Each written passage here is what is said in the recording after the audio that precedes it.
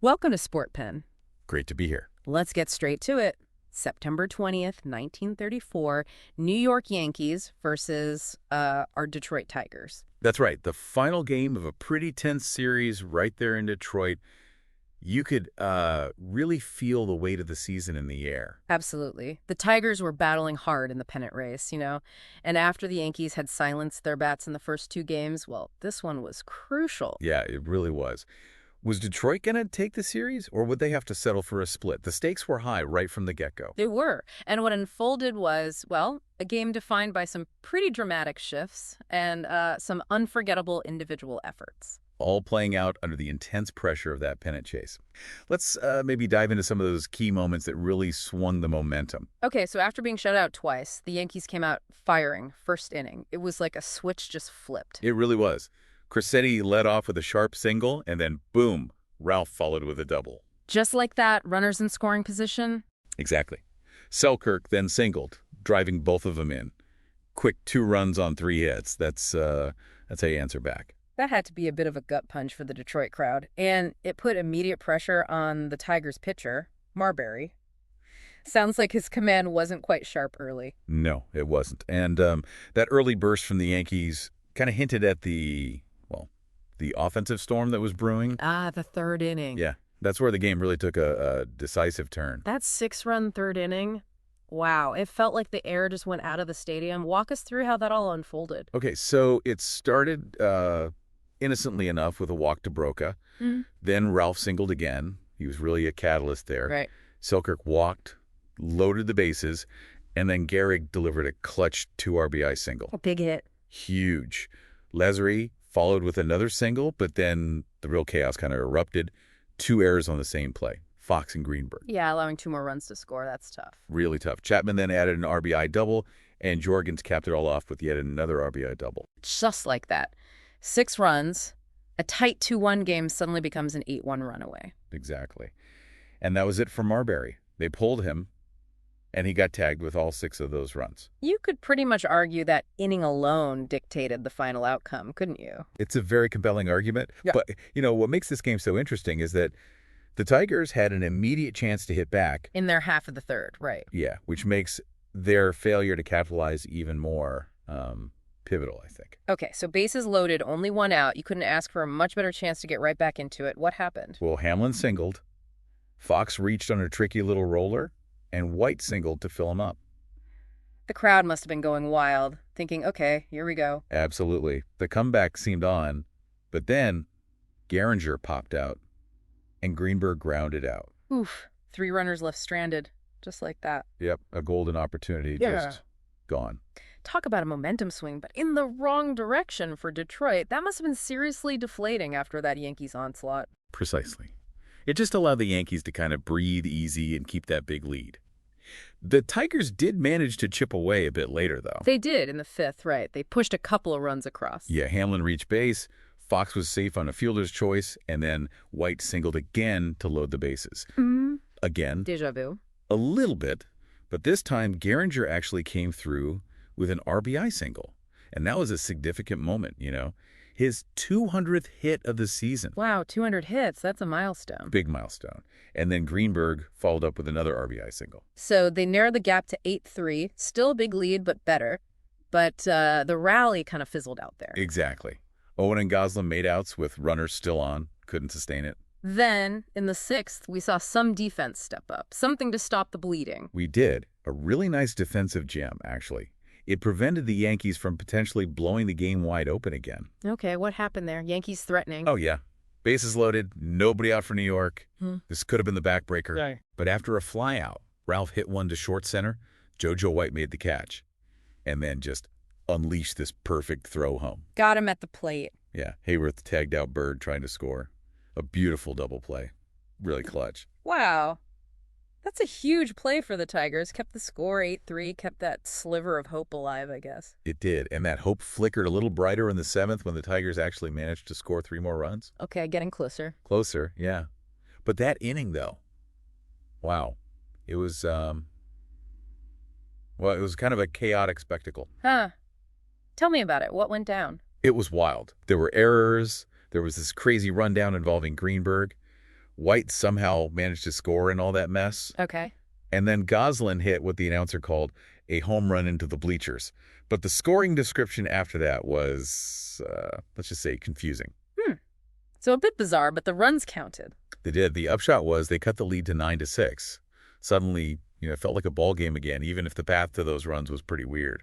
But the Yankees just wouldn't let them get too close, right? They responded pretty quickly in the eighth. They did. No messing around. Yeah. They answered right back with 2 runs of their own.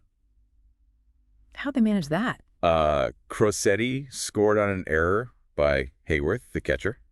And then Ralpham again scored on a single from Selkirk. Pushed the lead back out to 11-6. And that probably felt like the final nail, didn't it? Yeah, I think so. That pretty much sealed it. Okay, so a game of these big swings, lots of offense, some crazy plays. Let's talk about some of the individuals who really stood out amidst all this action. Absolutely. Charlie Gehringer, for one. Receiving that huge floral horseshoe from his hometown fans before the game, that was a nice touch. Acknowledging that chase for 200 hits. Exactly, which he did get. But as the commentator kind of wryly noted, that horseshoe didn't bring him much luck early in the game. Fair enough. What about Fred Marbury? A day to forget for the Tigers starter. Oh, a very tough outing. Just didn't seem to have his good stuff, and the Yankees hitters were just all over him, giving up 6 runs in, just over 2 innings? Yeah, not ideal. Then there was Luke Hamlin. He came in relief for Marbury and ended up having a surprisingly good day with the bat. Yeah, that was unexpected as a pitcher, I mean. 2 for 2 at the plate. Oh, that's great. Yeah, the announcer even quipped he was the only one hitting 1,000 that day, which is pretty funny. And we mentioned JoJo White's defense. That throw in the 6th was just critical. Absolutely. Highlight reel stuff. Pure and simple. Showed how vital his defense was in stopping the Yankees from completely running away with it even earlier. And he was active on the bases, too. Hank Greenberg was back in the lineup, too, right? After observing Yom Kippur. He was. A big presence back for the Tigers. And wouldn't you know it, he gets involved right in the middle of that chaotic 7th-inning rundown. The one that led to Chapman getting tossed. The very same one.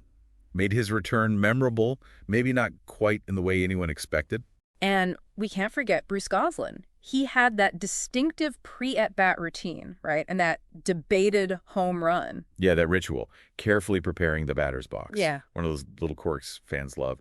And the confusion around his hit definitely gave everyone something to talk about. Benny Chapman getting ejected always adds a bit of extra drama. It does. Getting tossed for arguing or kicking after that wild play. Yeah. Yeah, that sticks in your mind. And then Merle Hogg coming in to replace him with that odd detail about his different size shoes. Yeah, you don't hear that every day. It just, it shows all the individual stories and unique characters that make up a team. True. And we shouldn't overlook Johnny Brokey either. Pitched the entire game for the Yankees. Despite giving up runs, that's impressive stamina. It really is. Going the distance. Now let's zoom out a bit. What was really on the line here? How did this game fit into the bigger picture this season, the rivalry? Well, immediately it was about the series itself. Tigers needed the win to take it after dropping the first 2, remember? Bragging rights. Exactly. But way more importantly, the Tigers were neck and neck in a super tight pennant race. They figured they needed 4 more wins to clinch it no matter what the Yankees did. So every single game at this stage was just loaded with pressure. And doing it against the Yankees, a perennial powerhouse, a major competitor, that just amplified everything. Absolutely. This was a team they were directly measuring themselves against. Plus, this was their last meeting in Detroit for the season. Added another layer for the home fans. It's interesting, too, how the broadcast sponsor, White Star Refining Company, kept bringing up leadership, trying to link it to the Tigers and Mickey Cochran. Yeah, that was a constant theme, wasn't it? Tying their brand to, the qualities of a winning team and a respected leader like Cochran, even though he was injured at the time. It's a little glimpse into how sports and marketing were already connected back then. This game definitely had its share of unexpected moments. What were the biggest surprises or maybe upsets? How did the fans and commentators react? Well, the Yankees just exploding offensively after being shut down twice. That was a huge surprise. Yeah, total turnaround. The commentator even joked it was quite a track meet for the boys from the Bronx. And those just bizarre plays, especially that 7th-inning rundown and Chapman getting ejected, that caught everyone off guard. The commentator sounded pretty flustered. Yeah, saying he felt like someone with delirium Freeman, whatever that is. It really captured how strange it all felt. We've seen everything now, he said. And Luke Hamlin, the pitcher, suddenly hitting like crazy. That had to be a shock, a pleasant one for Detroit fans anyway. Definitely. The announcer's crack about him hitting .1000 really highlights how unexpected that was. On the flip side, Charlie Gehringer. All that fan support, the big floral horseshoe, and then struggling early. The commentator saying it didn't bring Charlie much luck had a bit of a sting to it. It did. And you could really feel the crowd's mood shift throughout the game. Quiet when the Yankees dominated, loud when the Tigers scored, groaning at bad calls. And some leaving early. Yeah, apparently so. And then there was that sad moment with the fan getting hit by a foul ball late in the game, a reminder of the risks, even just watching. Paints a real picture of that day. So looking back at everything, what are the big themes that emerged from this one game? What does it tell us? Well, a few things stand out. First, just the sheer drama of a pennant race. You felt how much was riding on every play for the Tigers. Definitely. Second, the unpredictability of baseball was just on full display. Yeah. Momentum shifts, the Yankees' sudden explosion, those really weird plays. Yeah, you couldn't script it. Not at all. Then there's that leadership theme the sponsor kept hitting on. Even in a loss, that focus was there. And maybe the theme of just chaos. It wasn't exactly a clean game. No, definitely not. A game of peculiarities and chaos is a good way to put it. The errors, the rundown, it made it memorable, if kind of messy. Plus all those individual stories we talked about. Right. Gehringer's milestone, Hamlin's hitting, Chapman's ejection, Hogg's shoes, all these little threads.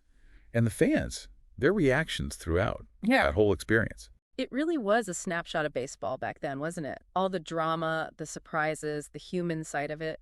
But in the end, the Tigers just couldn't overcome that early Yankees surge. That's the bottom line. The final score, New York 11, Detroit 7. Marbury got the loss for Detroit, and Broco went the distance for the win for New York. But the Tigers' pennant chase wasn't over. They still had those crucial games left-right in St. Louis. Exactly. This game was definitely a setback, a bump in the road, but their big goal, winning the pennant, was still within reach. They just needed those 4 more wins. Well, this was a fascinating deep dive into a truly wild and woolly game from '34. Thanks for breaking it all down. My pleasure. Always fun to revisit these classics. Thanks for listening to Sportpen.